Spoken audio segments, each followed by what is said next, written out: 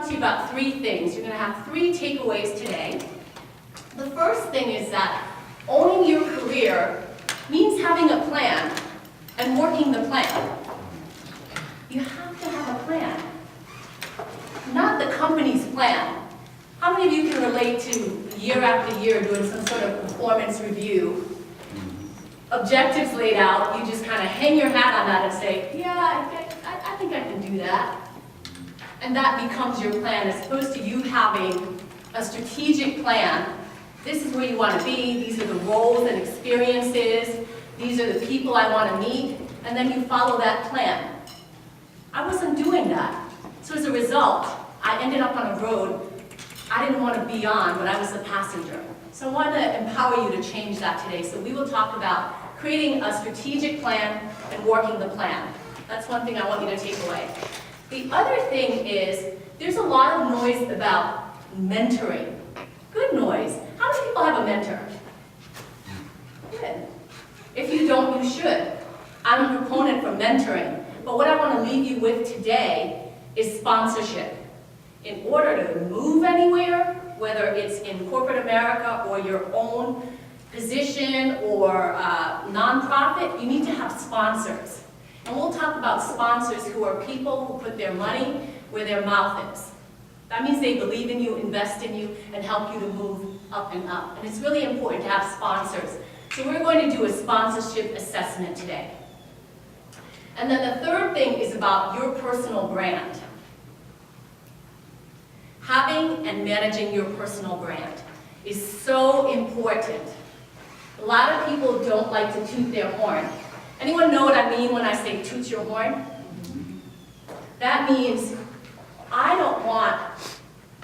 Martha, don't want to tell people what a fabulous job I did, and I'll let my boss do it. So that's passenger mentality. So I want to encourage you to come up with some ways that you are going to push your personal brand. So again, three things: the strategic plan, sponsorship assessment, and personal branding. That's what I want you to leave with today.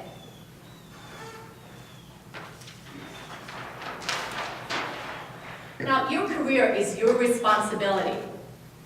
I also want you to leave with that message, really. Because if you don't own it, you're not going to behave like you own it.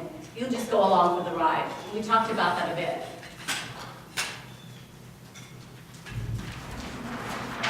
Now, this is where you come in. You get to participate, and I'm going to help you, I promise. What are some ways where we shirk the responsibility of owning our careers? Or what are some ways we don't own our careers? Just throw out some examples. I'll give you one to start to warm you up while you're thinking. You go on Facebook and you, excuse my language, I probably shouldn't say this, you bitch about your job or what's going on as your update. You may do it or friends may do it. So you're not owning it, but you're sort of voting out the negative things that are going on and acting as if you have no part in that. That's one way. Anybody come up with anything? You like to manage and make all the decisions about your career. Okay. So explain that a bit more to me. So if you're working and you're trying to get promoted, you're waiting for your manager to make the recommendation instead of doing some things to ensure that that recommendation is not made. Okay, so you're Instead waiting of asking for it. Okay. So if I think I heard you correctly, you're waiting for things to happen. Right. If I summarize that down, all good stuff, but I'll say waiting for things to happen. What else? You complain but don't offer solutions. No solutions. Blame others.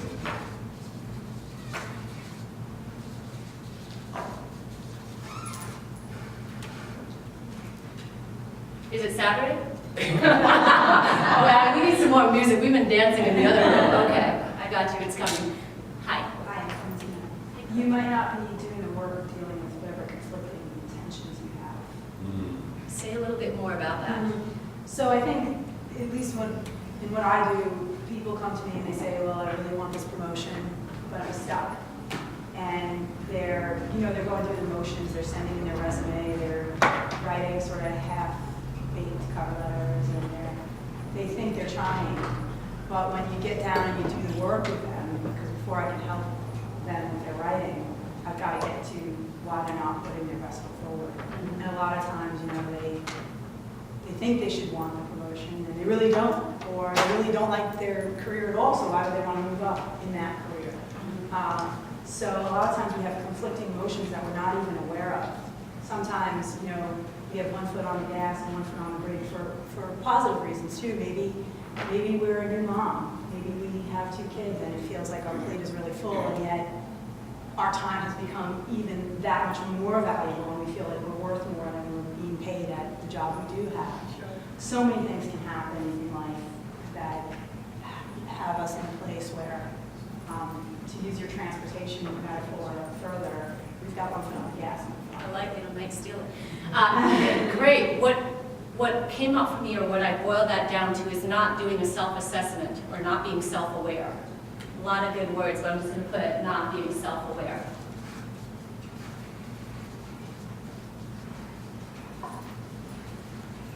Anything else? Or lack of compelling dream.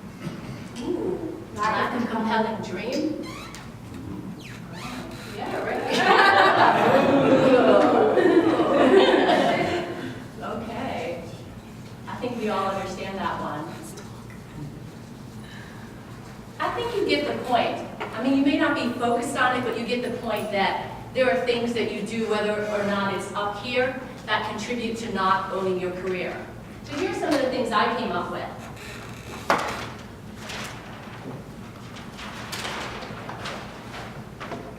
Somebody said wait for things to happen, definitely.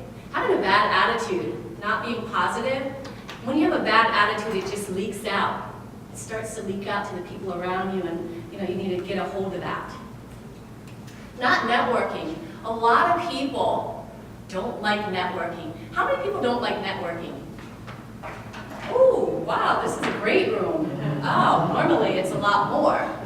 And a lot of people don't know that you need to network internally. And I was one of those people. I didn't network internally.